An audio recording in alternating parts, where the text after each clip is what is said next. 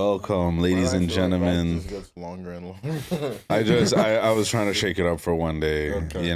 Welcome, ladies and gentlemen, to another episode of the Three Wise Guys podcast. It's Luke, it's Dolapo, it's Arya, it's Davin. Welcome back. Welcome, boys. How you guys feeling? Feeling better? Definitely a lot better, and I apologize to the viewers for just last week. I watched the video back. I look so uncomfortable. Last week wasn't the sick episode. Oh yeah, like it was. It was. No, wasn't there an episode where you weren't there after that? No. That one was the one before. Oh, that was the one before? Yeah. Last week was the sick episode. I remember because when I was making the clips for this episode, there was like a few where like Dolapo burped, and I was like, "Whoa, okay, that was that sounded a little bad." I thought I would catch all of those. Yeah, like I've told the guys whenever next time sick and say, "Oh, I still want to pod." Overrule me and veto that decision. Yeah.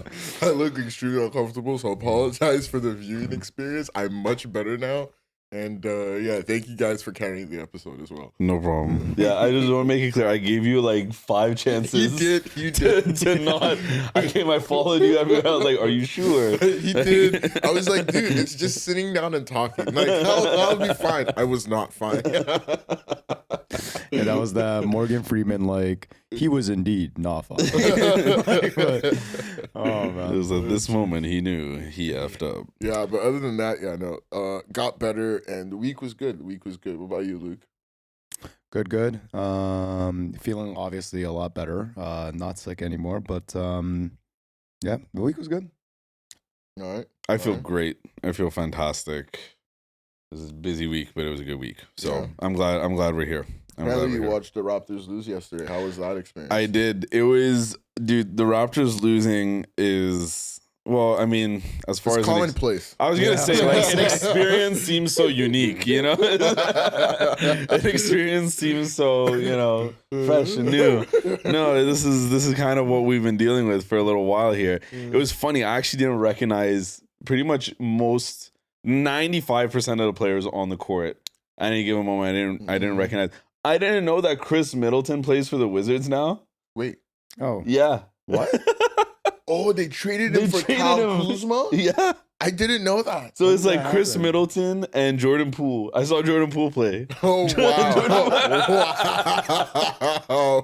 Jordan Poole was funny to watch. He's a great player. I'm sorry. He's a great player, but he's a good player. But it was funny. At times you could see like he was doing some Steph shit. You know what I mean? Like he was just throwing a couple back-to-back threes, and I still like whoop, whoop, whoop, whoop, whoop, 2 in.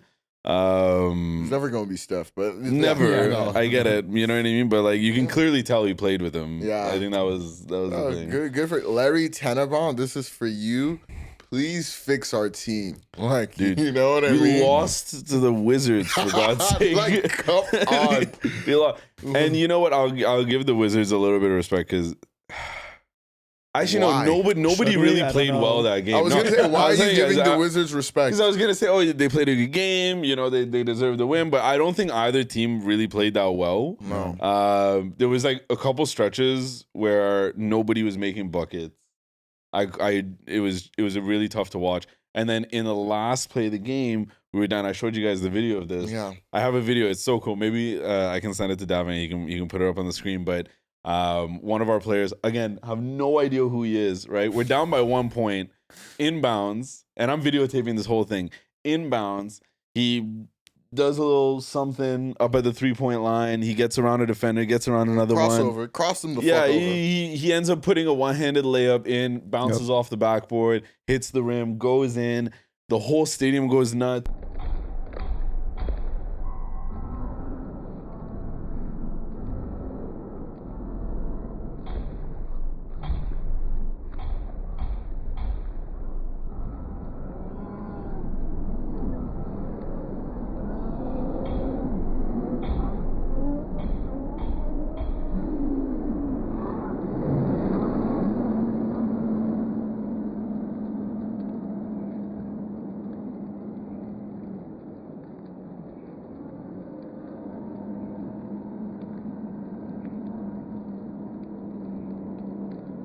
because we just thought we won the game. And everyone starts spilling out. I leave my seat. I was like, let's get out of here.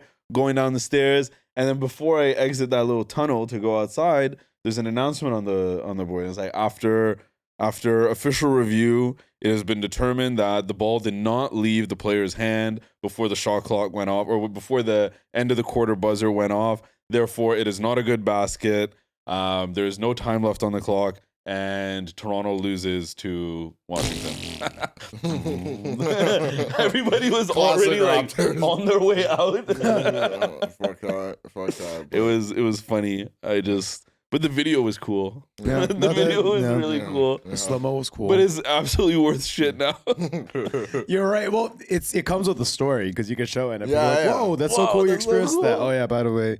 But I will say, funny enough, I was actually offered tickets to go see that game Really? from Noah yesterday. But, like, obviously, like, I was in Whitby, so I was like, okay, I'm Dude. not going to. You know what you need to be doing? Like when you get offered these tickets, even if you're not gonna be around, no one gives a shit. Just give it to us. No, I get that. But, Delapo, I want future tickets. So I'm like, if I take these ones, I might be, like, more bottom of queue for the next set. You know what I mean? So, like, I have no issue with taking you. I just also want to participate if possible. I But mean, it's not a must, but sure. but you know what, I you're can right. understand. You're He's right. been invited to a game. I would like to be invited to a game Nigga, you're now. rich. You go to games yourself. I'm not rich.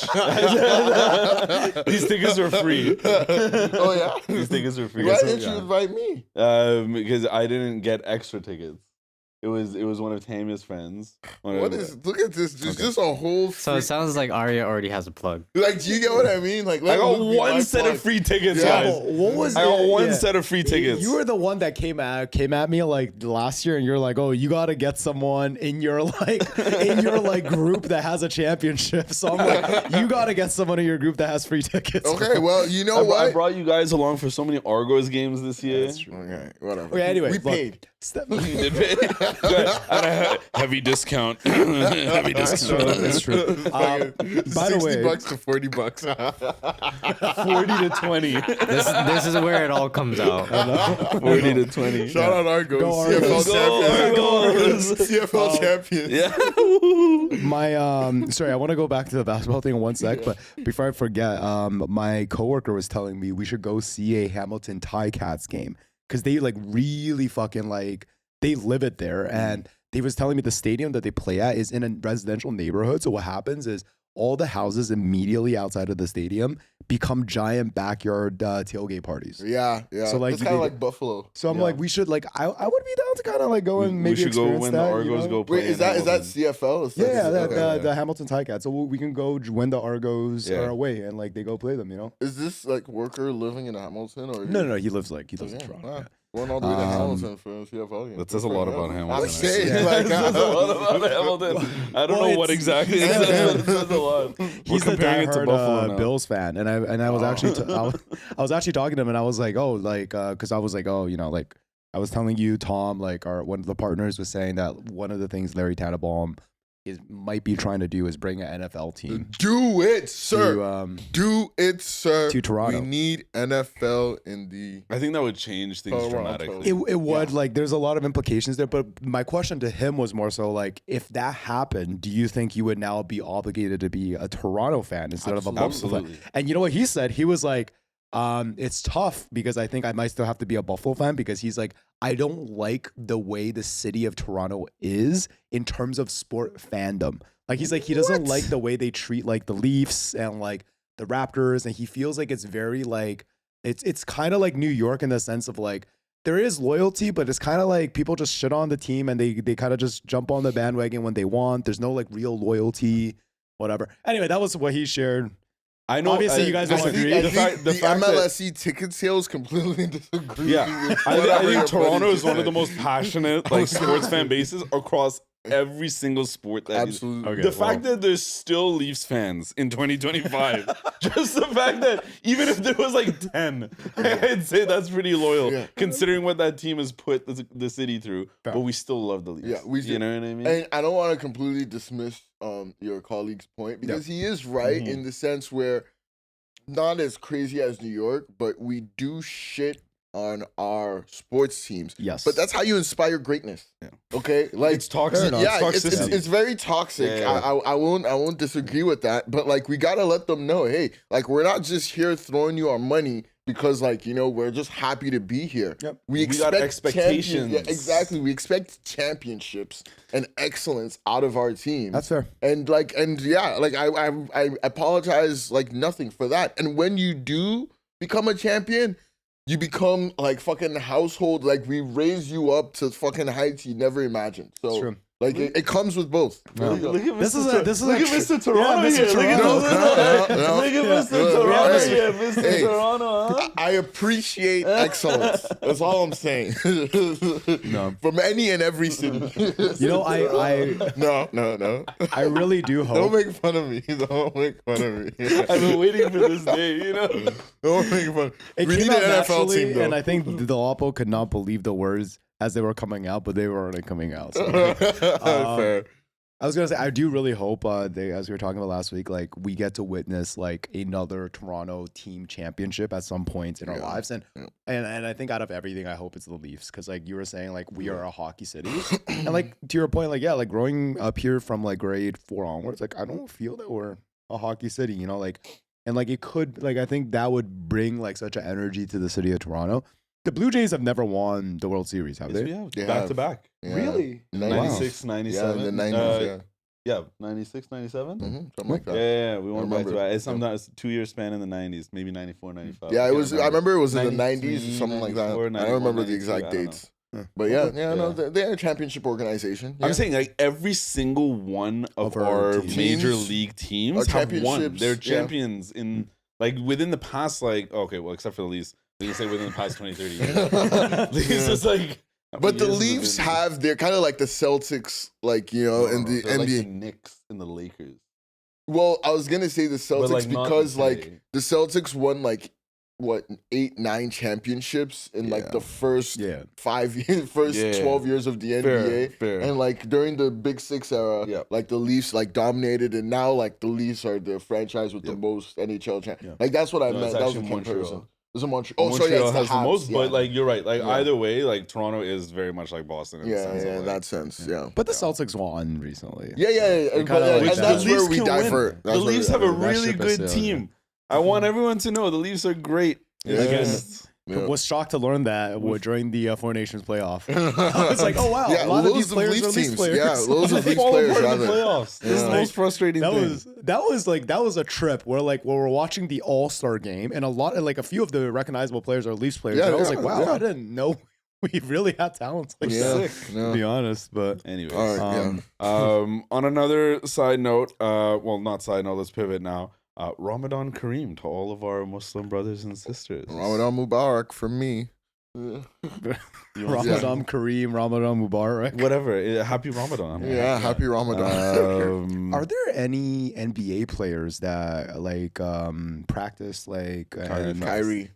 Kyrie Okay. fasts. Yeah. Well, I mean, like he's not playing right now, unfortunately. Yeah, but I remember last season Every was like a season, whole yeah. thing. Oh, Not like every season but like the Yeah, past few seasons. because Kyrie's not Muslim, as far as I understand. Like I don't know, like but like I don't We even don't- want I don't even wanna- to. I don't I even don't want to touch get that into that. conversation. I don't even wanna I was touch that. aware of him fasting as of last season. Is all I'm trying to say. Kyrie feels like to me like one of those guys like that's just generally spiritual, but like Yeah. every time you hang out with him, he talks about something like slightly different, like whether it's like Eastern philosophy or like you know what I mean? Like are you trying to diss him? Are you trying to like? no, it's just like that's an You're trying to archetype. understand that. Oh, That's like an archetype. I love bro. you, Kyrie. I don't know what these niggas are saying. What do you? Why? What? I didn't even say nothing. I'm just putting it out there. I'm just saying Kyrie is spiritual. That's all. He's very Okay, spiritual. this isn't even about Kyrie. This is a about happy Ramadan. Ramadan to everybody listening. You guys. So let's do. I'm gonna quiz you guys on some simple facts. All right, Are let's you guys go. ready? Okay. All right. So what number month in the Islamic calendar is Ramadan? Oh God, you said these are gonna be easy. Of all like there's Month 1. Do you think it's month one? I would that would be my guess too, but I have no idea. You want to just take another guess, or you want to? Maybe you're Month closer. one. Like my initial month Try two. a Month different three, guess. month Try a three. different guess. Is there the Islamic calendar is just 12 months as well, or I think so. Yeah. I don't know, like month 6. It's month 9. Oh, Month Really? Okay. 9, yeah. All right, you It's said the- these are gonna be easy. It's the 9th month of the calendar I'm year. on that one. These are pretty basic. Did you know? Is it that one? No. Okay. All right. The dates change each year Mm-hmm. because the Islamic calendar is based on the cycles of what other calendar? Moon. The lunar calendar. No, it's the solar calendar. I thought. It's the lunar calendar. Really? Yeah, it's the lunar calendar. Iranian New Year is the solar. Yeah, Oh, calendar. yeah. yes. Yeah. Yes. Nice. That was really impressive, actually, D. Is that the same lunar calendar as like what East Asians follow? It's I think one, so, There's yeah. only There's one only type one of lunar lunar calendar. I think, right? Yeah. So I'm not you're tripping. following Yeah. the movements of the moon. That makes yeah. sense because the dates. You're this following year- the movements of the moon. It's they one see- moon, boys. yeah, they, Okay. they line up. What are the 2 time periods of day that Muslims practicing Ramadan cannot eat or drink during? Sunrise and sunset. Yeah, That's correct. Yeah. Yeah. Between the hours of daylight. Okay. I think we'll do one more. Yeah, we'll do one more. So Ramadan remembers what about like Islam? Like what is it remembering? I think it's something to do. I'm probably off here, but like about the suffering of the Prophet Muhammad and like trying to like be close to like his experiences, so you can like get that more elevated level of like spirituality. Was it like when he was in a cave or something?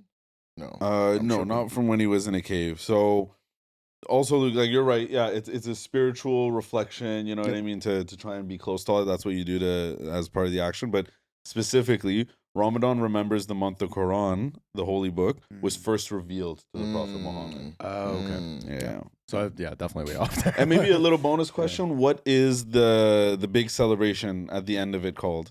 Eid. Eid al-Fitr. Exactly. Yes. There you go. Yeah. Which means what in English? Festival of something. I don't know. You're right. Yeah, you want to take a guess? Like Festival of you can Lights? guess too. No, not lights.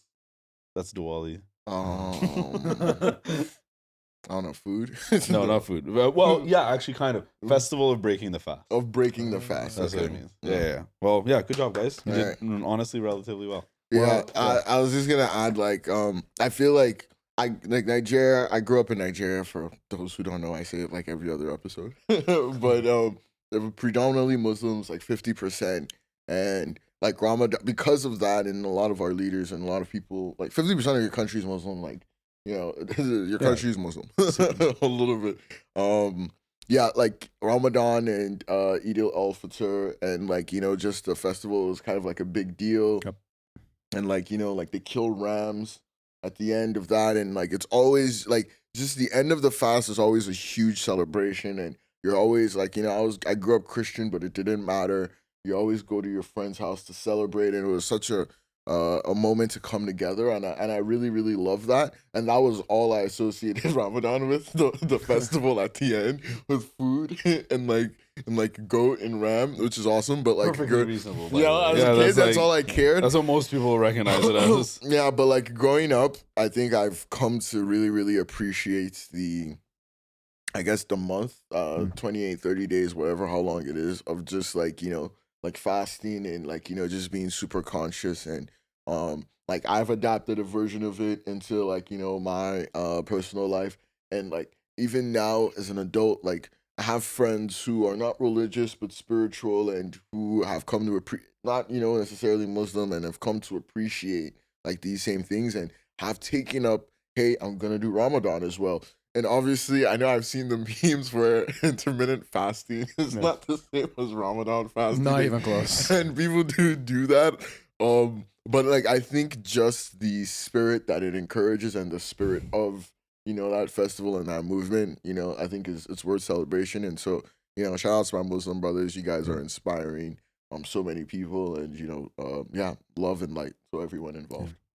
It is like genuinely a incredibly tough thing. And the one thing I remember is like Yeah, sorry. This is funny because the other day we had that conversation in the kitchen where we're like, we're never gonna talk about anything from high school again. But I do need to bring this up because like most of the people I played sports with in the summer. I told him I was like, cut it out. But like, Yeah, we had this chat. Do we get like a free 30-second pass to make whatever jokes you want to make? Yeah, absolutely. Yeah, absolutely. okay. We'll cash that in later. yeah, okay, we'll catch that in later. No, Okay, but, not for now. Yeah. I just all this to bring up like the one thing that always astounded me is like when you do Ramadan you can't drink water, right? Mm-hmm. Like and like here's the thing, like for me, like as someone who has like fasted in various parts of my life, like food is not hard. Like Mhm. I think it's like water is insanely difficult. Insanely hard. And I remember like Sharif and Saif and some of these guys that like I used to be in like sports teams with, like they would fast and still play games, or like they would play like full on rugby games for like 90 minutes. Like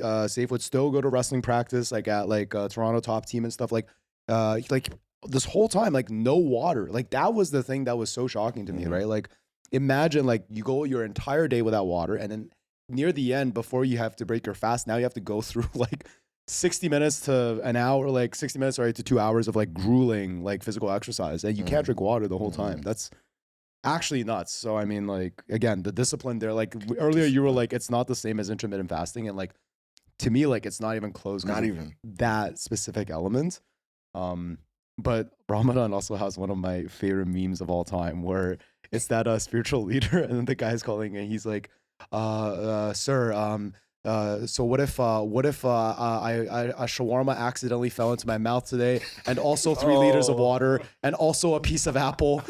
Should I still continue fasting, or did Allah bless me with this? It's the And sheik. and then the sheik is just like stunned. Like, he's like, I need to see this meme. I haven't seen it. I'm Listen, interested. is like Sheik, like may God bless you. Like I'm such a big fan. He's like, God bless you too. May Allah promote you to an air conditioner. oh, dude. I love that. That meme, that it's like a dad joke. legendary. All right. Oh, great. Well, anyways, yeah, we'll tune back in with our Muslim crowd at the end of Ramadan. yeah. Let us know when the parties and where the parties on. The festival of Yeah. goats and lamb. Oh yeah. Oh dude. Yeah. Awesome. All right.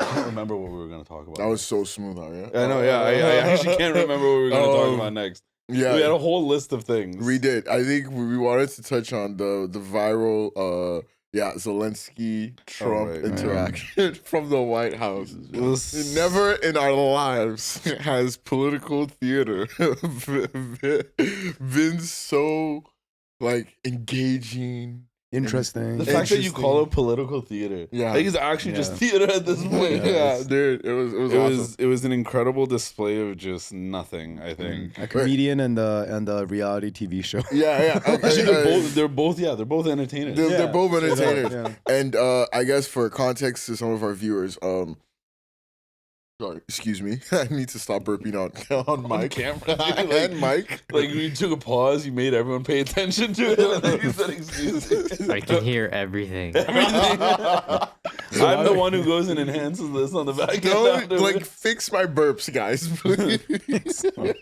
Okay, sorry. Yeah. So to catch people up, so the president of Ukraine, who Ukraine is a country who is currently at war with Russia, flew to the U.S. to, I guess, talk through economic mineral rights deal with the United States president. And this was largely supposed to be just a ceremonial signing of, like, this economic rights deal. And things went sourly left.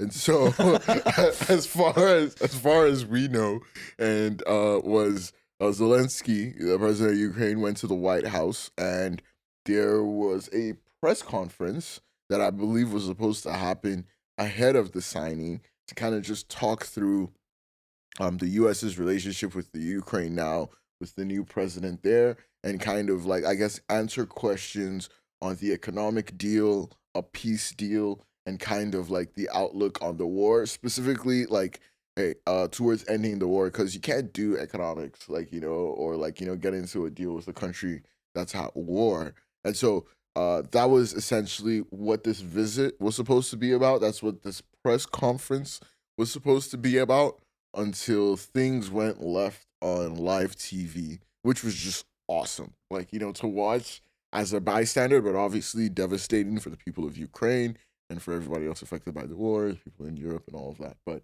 I saw a lot of Americans also embarrassed by that too. yeah, Yeah, I mean, it was. It was embarrassing. Mm. It was pretty embarrassing. It was. Do you guys want to do you guys want to talk about what actually happened and then give your take, or I'm done now already? I mean, no, like you kind of described what happened. Yeah. I've never seen anything like that in my life. I've never seen anything like that in my life. I've seen it in like comedy movies where they emulate the president. I've seen it like an it's a- SNL skit. Yeah, like an You know what I SNL mean? Where they're like, oh, here are the two leaders of these two countries just bashing it out. These conversations are supposed to be behind closed doors. Can we get a little reenactment? Oh, God. Just one line. Just one line. Who do you want to be? Who does the best Trump impression? Oh, I won't do the Trump side. I can do the JD Vance side. Oh wait. Oh, yeah, You there's three didn't people. apologize once. You did not apologize one time since we sat down here. I did not hear an apology from you. What was Zelensky saying? He was like, "No, I did apologize. He's like, I did sorry. He said, "I said sorry. We are at war with Russia. Okay, we do not apologize." Or I did apologize. I don't even fucking know. But Zelensky was not having anything these niggas were saying, and Trump and these guys are like, "You have no cards. We don't do deals with people that have no cards." And Zelensky, it's not a card game. Zelensky was like, "I'm not playing cards. I'm not playing cards." What the fuck? Zelensky was getting Every time JD Vance would speak up, trying to be like, he's right. You didn't apologize. Yeah, you should be very thankful. Should be very thankful. Yeah, We're here. helping We're doing all of this. Yeah. Oh, jeez, bro. the main energy I got was like, your mom tells you and your sibling to like play nice with some like random like person that like she's friends with, and they have a kid, and then like he comes in and it's like boom with crazy energy too. like Right? this happens. Like, yeah, it's like. but I'll tell you why it's sad. Because it's not sad because of the actual message that's being conveyed, right? Like, yeah, again, I don't want to sit here and have a political conversation. No, about, we're like, not this smart right enough who's to right. have that. We're not smart enough. We don't really like know what's going on. Like, we're not well read up enough about it. It's sad because I don't think this is how diplomacy should be conducted. Oh hell no. no, And I think it takes away from a certain level of trust that the public has in their leaders. You're supposed to be stoic. You're supposed to. This is the example you're setting for everybody in terms of their day-to-day engagement with one another as a leader, as a politician on TV. This is the standard that you're setting. You're saying like, this is fine. This is how you negotiate or whatever. We get it. Trump is a great negotiator, apparently. Yep. You know what I mean? But I would like to maybe see him actually being a good negotiator. This just seemed very childish. Yeah. I think it's sad because it just doesn't look good, and when it doesn't look good, people don't feel good, and that's chaos and instability. And I don't know. I think people really need to grab onto something right now, and this is the opposite of what people need. Yeah. Yeah. I would say, like, to your point, like, in terms of just like the stoicism and how things are presented, like, I totally agree. Like, we don't need to see that. And then, like, I guess on the other side, I will say what we saw, that exchange, that always happens with every negotiation and most diplomatic things, but behind closed doors. Yeah. Like, you do that, like, in like privacy, you figure it out, you come to an agreement, and then you come to the press and let us, like, we don't need to know the tit versus tat, you didn't say thank you. Yeah. Like, you know what I mean? You should be more grateful. Like, we don't need to see that. We just need to see what the end result is, because that's what we care about. Like, are we supporting Ukraine? Are they going to be safe? Are they giving us critical minerals that we need? And, like, you know what I mean? Are we going to achieve peace at the end of it? That's all we want to know. We don't want to know who was grateful or who wasn't, or who has the cards or who doesn't. Like, you get what I mean? Like, keep that for all the policy wonks and like all the other like diplomats. Like, we just want to know like what the end result is and like how things going. But all of this to say, anyone who is ever going to be negotiating or want to be a businessman in the future, you should understand this is how shit goes. Like, you know, Everyone's there's just back and childish. forth. Yeah, everyone like Everyone's it's just childish. high school in the business world, in the corporate world. Like, you know, it's just like the concept of leverage is just like, you know, like much more looming as opposed to like in it high gets school. worse the older you get. You think it Yeah. gets better. Yeah. No, I it don't doesn't. think it gets better. No, I it think doesn't. it gets exacerbated. Yeah. And the gaps are bigger. Yep. And because the stakes are higher, people are actually more into it. Absolutely. You think, oh, you know, teenagers are just so into like the community and everything like that. Yeah, they are over some petty thing. Yeah. But when you get older, but I think there's like a point in your life where, you know, you leave high school and you're trying to figure it out. And then so like you maybe don't have any attachment to any social structure there, but once you start building a career, you make these networks and these connections, you get right back into it, but the stakes are higher. Yeah. Anyways, everything is yeah. like kind of like a popularity contest in like a weird way. But like I think the other thing I wanted to add on to like the sadness, like not necessarily, is like as someone who grew up in China, like it's always felt like the U.S. has tried to be a leader in the world in terms of like not even in terms of like okay like business and all these things, but also in terms of like here's how you conduct yourself. Absolutely. Why did the U.S. want to go into Iraq and Iran and like all of this stuff that happened, you know, when we were kids, right? Like the main message there was like, oh, the U.S. is gonna go there and like kind of fix it, like they're gonna fix that political instability or whatever. Obviously, like it turned out the way it did, but I think if you were to analyze that situation, like you could still say like the leaders, you know, try to put their best foot forward. Like, did it support their political agendas? Absolutely, it did. But like, I think it was spoken about and the way they discussed things in the media was very different and was absolutely not what we saw in this conversation. And it's like one of those things where when the world is to view this conversation that happened between Trump and Zelensky at a 50,000 foot in the air level, it kind of feels like what is being communicated is that if you are going to now deal with the U.S., we are going to kind of have like a bully and victim like relationship. And I don't know if that is the case for future, you know, negotiations with other countries, but I don't think, like, again, I am not intelligent in a political way at all, thankfully, but I would say that like just looking at that, like, you know, setting that as a tone, it's probably not a good thing. Like, I don't think it increases collaboration. I feel like that in combination with some of the stuff that's been happening recently, obviously with tariffs and stuff, like it's setting a weird tone for the beginning of his, you know, his stay here. I don't know. That's my feeling. What also is unfortunate, I think this is all just like a big distraction. Yeah, like really is what it is. Like this whole yelling. I was literally saying that to my partner. Yeah, like it's just a big distraction. And what it tells me at least is Trump has maybe ran his entire campaign on being a different politician. He's like, oh, I'm not gonna lie to you. I'm not gonna do this, and you know, because he says these outlandish things, we're like, oh, there's no way he'd lie about that. You know what I mean? But I don't know. I feel like he's like any other politician. Absolutely. And that's fine. You don't have to be some amazing like boots on the ground politician to get elected. I don't think that's ever been the case. Just like do your job, like try and keep stability as much as possible. Like these are the things that actually affect us.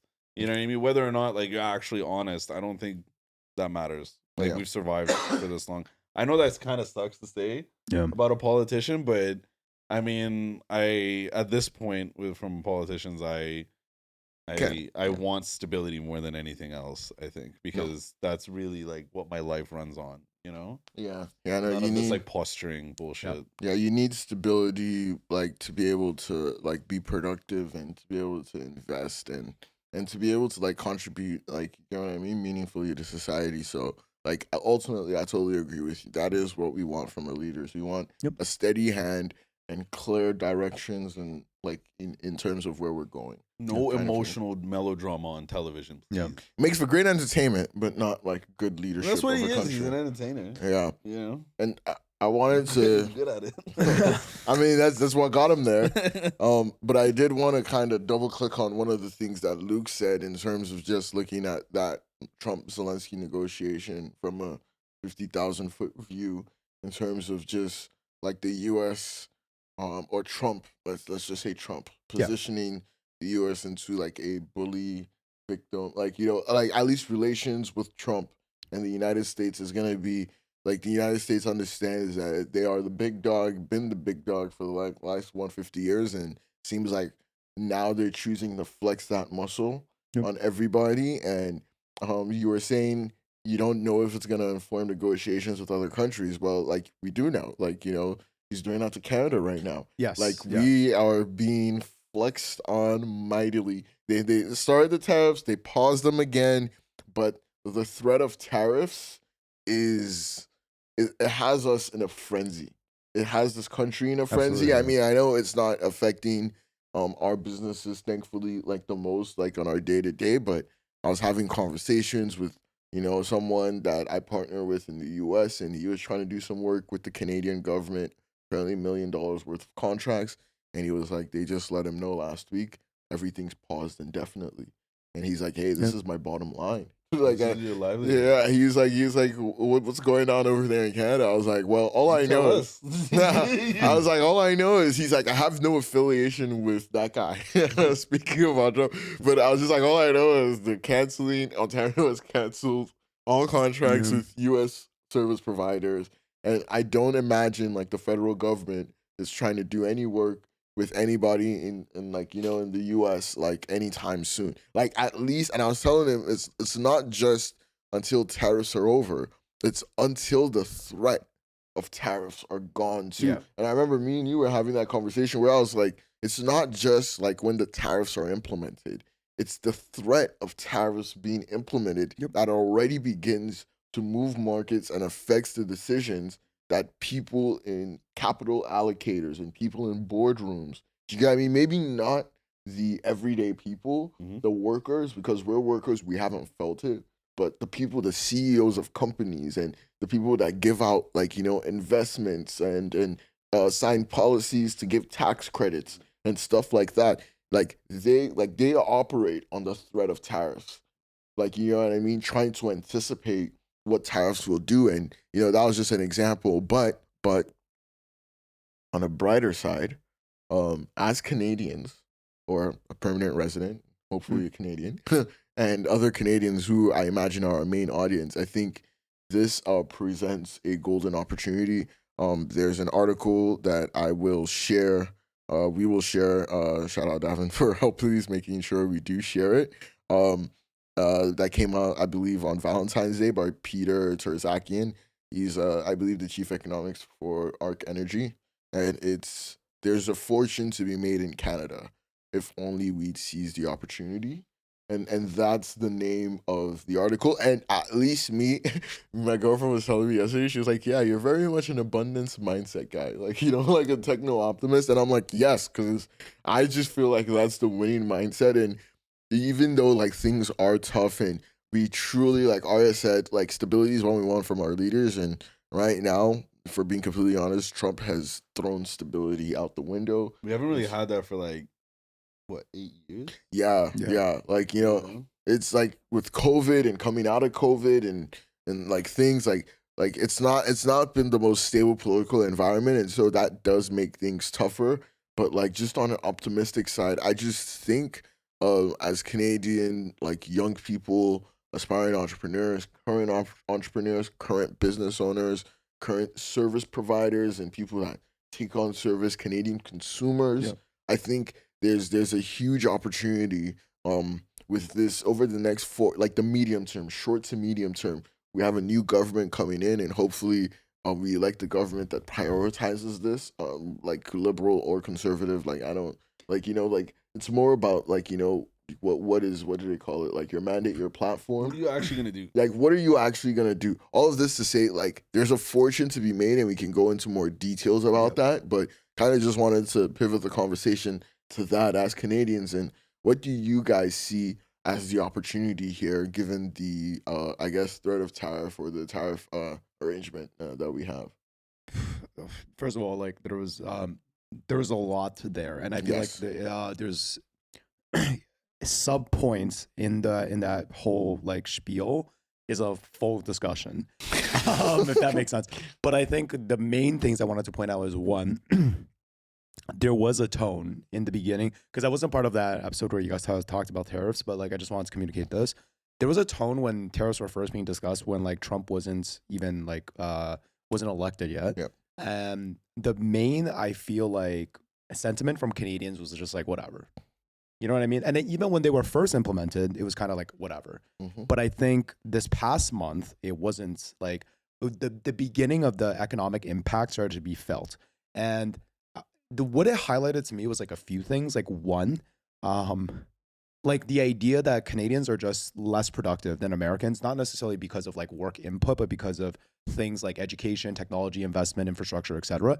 That really showed in the sense of like, I felt like Huge. personally, I felt like there was a lot of ignorance on the internet in the sense of like, oh, this won't matter, blah, blah, blah. It does matter. It's a huge deal. And like, if you think about it from like a business perspective, Canada as a company has has 70% of their profits and revenue from one customer.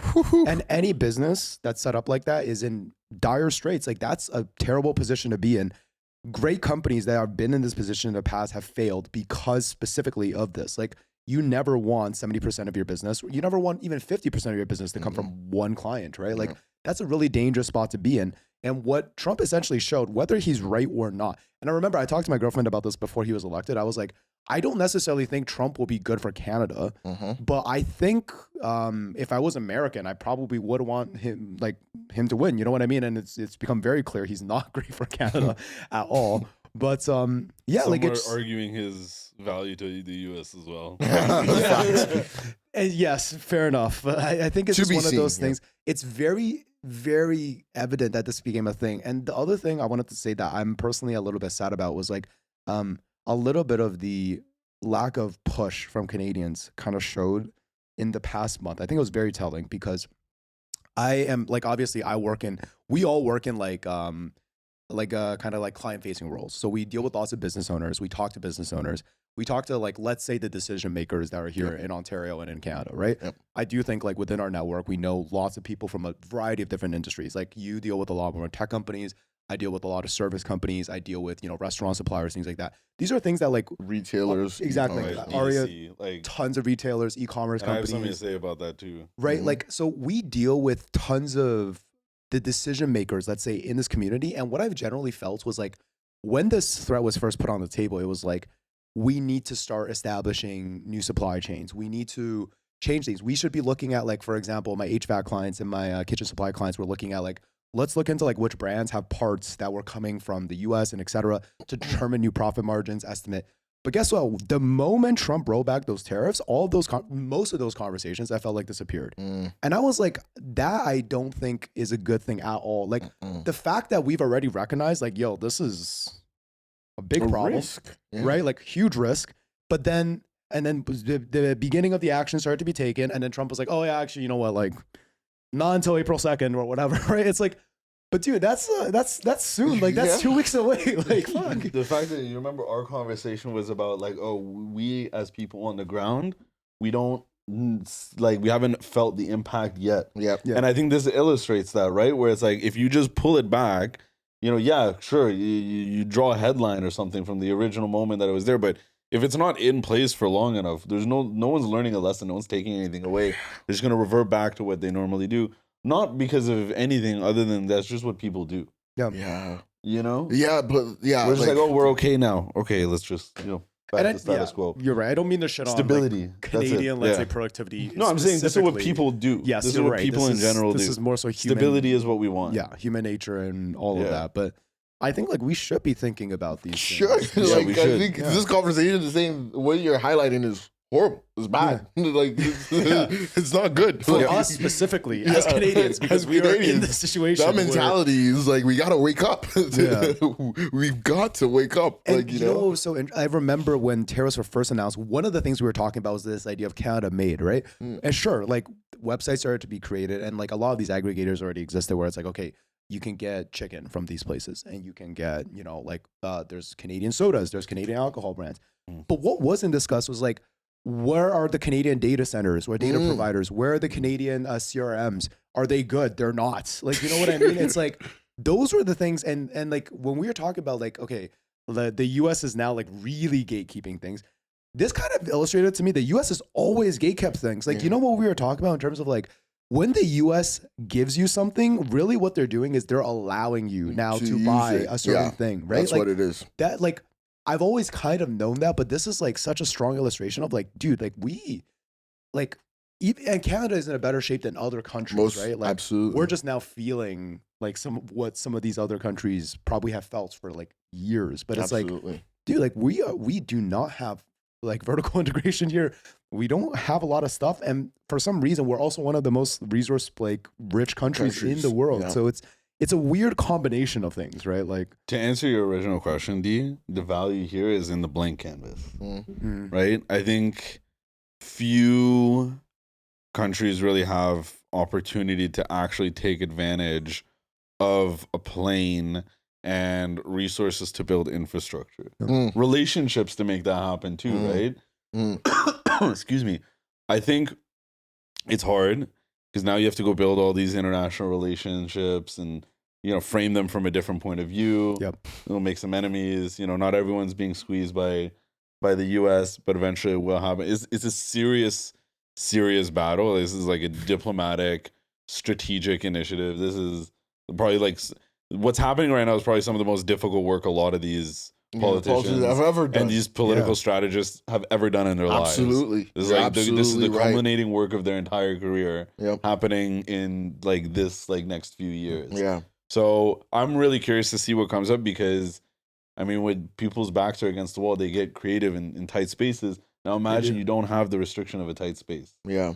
You know, you there's really actually a lot of opportunity. We have resources to sell. Yeah. We have empty spaces to build on, and we have a low population, one that can grow, and given the right resource. I know growth has been a sore topic, to be honest, actually. But yeah, that's I mean, growth in the right way should not be a sore topic. Yeah. I'll say we've been growing in the wrong ways the past 10 years, but when you put it in perspective and know that you can grow the right way, I think there is a lot of opportunity here. Yeah. And we really need to strengthen international relationships with other countries. Other sources of funding somewhere, other than the U.S. and China. Yeah, I think you guys talk, man. Love it. Love that, like we're all, I guess, shall I say, very smart people. We're all wise. So I love what everybody is in certain situations. I would like to make it clear. No, just the wise, the like bringing the wise guy comment. Oh, okay. Yeah, well, it says very smart, and then I was like, this could be wise. By the wayside, just to say, I've just learned a lot from both of your perspectives right now. And something I do want to click on that relates to the articles is you saying, hey, like when we're trying to make things more Canadian, like now we have to ask the important questions with Canadian CRMs, Canadian supply chains. Like, what are they? And more importantly, are they good? Yeah. And I think like those questions haven't been asked because we're just happy to be here and happy to have those. Like, are they globally competitive? Yep. Are they cheap? You get what I mean? And like, do they provide value? Like those important questions now need to be asked. And then Arya brings up a very, very important topic, which kind of underscored the article that I brought up, which was resources. We are such a resource-rich country, and it seems like, I don't know, not to say like that's been abandoned. We have just not lived up to that potential. We have leaned on our neighbors down south. It hasn't been prioritized. Like, it hasn't been prioritized. Yeah. Like, we've just been like, oh, we're by the U.S. Like, if the U.S. is like, yeah, like, let's do this. If they want to do it, we'll do it with them. But if not, like, we have it. Like, we can talk about it. It helps, like, bolster up our balance sheet and our potential, even though we're not doing anything to develop that potential. And I think, like, now is the time. Like, you're talking about data centers. You're talking about energy. Like, that's how you get us to where we're going. We're talking growth is a sour topic. Growth is a sour topic because most of our growth is fueled by government spending, like, which is not like huge deficits, not as bad as most other countries because like we're Canada and like we do have some sense. We are like at the end of the day like a top 7 economy in the world, so not that crazy. But like deficit fueled like a growth is not the way to grow a company, like to grow a country or a company. Like you do that by like investing in infrastructure. And like I remember I was reading out like just like doing some, because we have conversations about this, and I was doing some more research, and it's like the way to grow a country is like by growing its middle class. And the way you grow your middle class is you invest in infrastructure like energy, like transportation, Education. roads. You invest in education. You make sure, and not just universities, not just like colleges. We're talking skilled labor, like trades, like people that can actually build things. Like, do you get what I mean? Build good things. We're talking about building out supply chains. And then you invest in healthcare. You gotta make sure, like, when people do these things, like, if your health is taken care of, like, you're more willing to take on risk. Like, you don't have to worry about that. And healthcare is a huge cost. Like, I don't know, and I pray no one ever deals with, like, a sick family member or a sick friend. Like, until you do that, you won't understand the amount of money like that goes into just making sure people are okay. And like, we obviously live in Canada and that's subsidized, but like, what about like fucking the drugs and like, like just the care of them and like getting like support. So like just saying like it's a blank canvas, like Arya has mentioned, which is like awesome. And like Luke mentioned, like we do have these companies existing nowadays, but like now it's time to like double down and see are these globally competitive, because for those international relations that we need to establish, it's about shipping out and exporting our services and our products and making sure like we can create value for others and that we're building out like the infrastructure to make our middle class grow and make our country grow. But huge opportunity. I was gonna add to everything you said about the middle class is true, right? All the spending where it needs to be. It makes you wonder what has actually been happening for the past like 10, 15 years. Because that is the entire platform of the Liberal Party, right? Like build the middle class. That is what they've been elected on multiple times, right? And then that's where the money goes on paper, right? But even then, we don't see results. So I think while that's true, there's like a little bit more peeling back that needs to be done. More details. Yes. Because middle class is great. We've been talking about the middle class, it seems like forever now. Yeah. And we've been putting money into the right places. Have we? We spend a lot of money on healthcare. True. Spend a lot of money on education. Is one of the biggest like talking points of every political. You know what I mean? Now we're focused on like granularly. Like we put so much money in. We're focused on like, oh, what are we teaching 3-year-olds? What are we teaching 4-year-olds, 5-year-olds, 6-year-olds? That's where we're at. Because of all the money going into it. Yeah. Is just transportation. I was reading this thing actually about Toronto's transit system and how on paper is actually like really great. Like we like the designs. No, seriously. On paper, it's really great. You can see like if you're using a mixture of buses, streetcars, and subways, it covers so much. It's very robust. And it does compete with the likes of like Chicago and like Los Angeles, for example. Obviously not as great. Like there's a lot better, but we have a lot of reliance on one or two aspects of it. But what I was reading that I found really interesting about this was that Chicago and LA, like they get a lot of government subsidies to make their transit system run from the federal government or the state government, not just from the municipalities. Or That's an issue. It's a huge issue. So TTC, I think it said in Los Angeles, their metro system was funded $4 for every passenger, right? For every passenger, they got $4 from the public government, right? And Toronto, comparatively, I think we have just as many users. The TTC accounts for 10% of Canada's GDP. Really? Yeah, I don't know. Okay, I don't know if that's. I listened to it this morning, and that's what I heard. I will verify it and get back to you guys, but I'm pretty sure that is. Yeah, and get back GDP to us. is a bit crazy, but like if you said like Ontario or Toronto's, it was GDP, either Canada or Ontario. It wasn't Toronto. Are we saying revenue from the TTC? Revenue from the TTC, gross domestic product created from the TTC, and for that.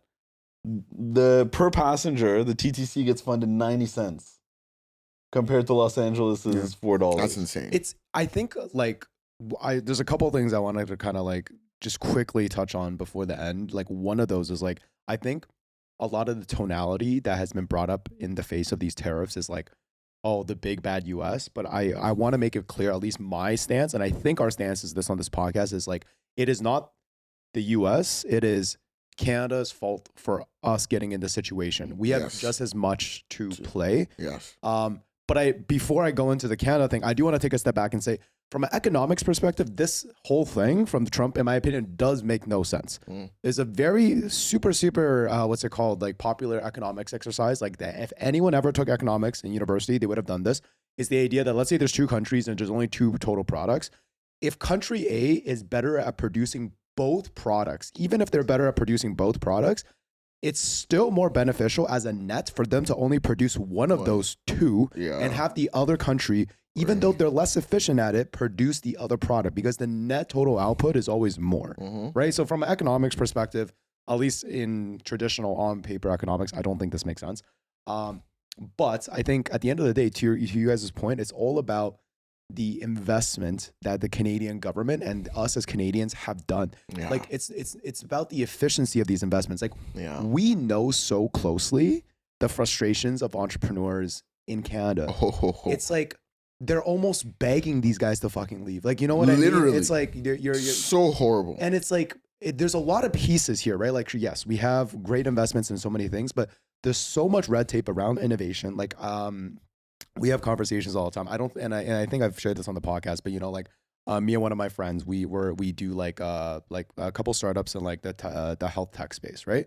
The red tape there is insane. Like one of the things when GPT first started to come out, and I was thinking like, what's a big issue? Like we have very, very long wait rooms in emergency rooms, right? Like I remember wait times in emergency rooms. I remember last December, like when I started to get more familiar with GPT and like my dad went to the hospital, like insane wait times. And like, I think recently a guy died in the ER before being seen. Like he was just waiting there for like 4 or 5 hours. So I was like, okay, well, I don't know if this is a solution, but a possible solution is like, why don't we have some sort of AI assistant to talk through people through the symptoms so that we can determine before they go to triage, like the person that actually collects their health card, like a severity level. So like you just have more information gets passed through, blah, blah, blah. In the US, they're already implementing something like this. Like, you know what I mean? I work with a private healthcare, or I'm working right now actively, and I'm not going to say anything more than that, with a private healthcare provider that's doing exactly like AI, like note summary and like clinician stuff. Yeah, exactly. The whole point is that stuff, at least in the current landscape in Canada, will take 5 to 6 years to create or just get approved. And then the problem is by the time that's like a thing, every other country has already proven that this is effective and they're already reaping the benefits of it. And that I think is the fundamental issue. I think like the issue is just that funding is not attached to results. There's no accountability. So like, I don't know what the solution is. I think the solution is more accountability with funding. Like with the way we're spending, the government is spending their money. There needs to be more accountability. There's so many like times at the office we're talking about like crazy things that have happened in the history of Canadian politics. And things just go on, like hundreds of millions of dollars just burned, like turn into nothing. Like, dude, we could spend 30 minutes on the carbon tax, like next episode. But like, you know what I mean? There's like, and that's just gonna like continue. The next government's gonna take over, and like whatever happened with that just kind of disappears along the wayside, right? So, I believe in Canadians. I do too. We have all like, you know, like unlike, you know, funny enough, unlike the conversation with Trump, we do have cards. I just think we're playing like a blind person right now. We're either not looking at our cards and we're just like, all right, all in. We're like, well, it's a chaotic moment, right? Like there's only so much you can do in short time frames with restrictions like this. Hopefully over the next year or two, like the cards are played better. I was gonna right before you. I want to make a correction to what I said before. Please. Sorry. Yeah, not TTC. Toronto's GDP contribution to Canada's total GDP is 20%. Oh, I believe that. City of Toronto. The city of Toronto to a whole country is 20% of the country's GDP. Not surprised. That's why the funding to the transportation that makes the entire city run being that low is such a shocker. It's crazy. Yeah. No, thank you for the context. That's so important. That's so important. Crazy. I just. Insane. That's nuts. Like the federal government should be investing in the TTC. They should be investing in This is your whole country. They're like Toronto's like one of the only major cities that doesn't get federal funding at all. Yeah, dude.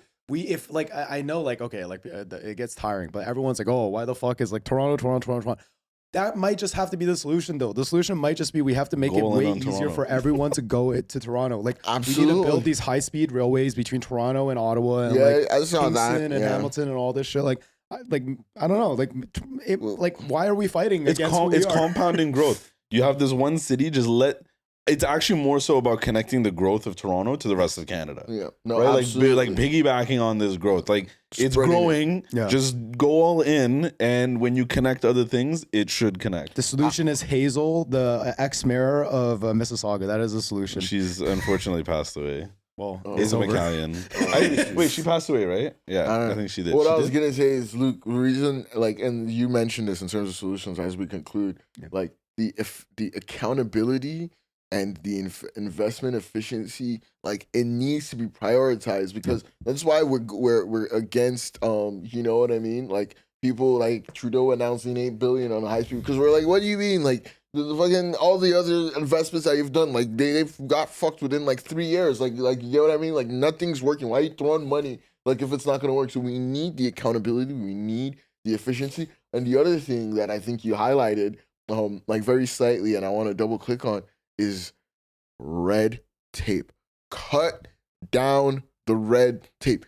Do it with a scalpel, not with a hatchet or with a chainsaw. Yep. It needs to be surgical. Red tape is very important. It's essential. But please, like, it shouldn't just be laws for the sake of having laws. We need to deregulate. Like, it's so important. And also, like, the last thing you mentioned, the federal government needs to invest in our hubs. Okay, the city of Toronto is a hub, and it should be treated as one. And like I imagine, Alberta and the oil They're sands are a not too hub. happy about that. Like, what? They're probably not too happy about Well, that idea. you know, figure it out. But they're Figure it hubs out. too. Yeah, They should just get investing in other ways. yeah. Montreal's Infrastructure. a hub. Like it needs investment. Like you get it from the federal, not just from the provincial. And like, you know, BC and the ports there are a hub, and they need investment from the federal level. And obviously, every other province in Toronto needs a hub. Yeah. But like, you get what I mean? You allocate based off of the like the potential. Like, you know, that's how you make investment decisions. So efficiency, deregulation, and federal involvement. Like, you know, maximizing federal involvement to, you know, create compound returns. So The solution is always we are the change, right? yeah, we are the change. Like everyone, all of us watching, please, like. We gotta grow Canada, man. We gotta grow Canada. I'll link the TTC videos while you guys check it out. Yeah. And see for yourselves. But that about does it for today. This is a nice conversation, good long conversation. Thank you for everybody who's listening. Thank you for listening to another kind of serious talk. We started off a little bit funny. Yeah. These are the things that are affecting us. Honestly, this is. Our what future. life is. This is our future. This is what we think about. This is what we talk about. So if you enjoy it, let us know. If you don't, also let us know. Until next time, one love. Aces. Rest in peace, Hazel. R.I.P. Hazel.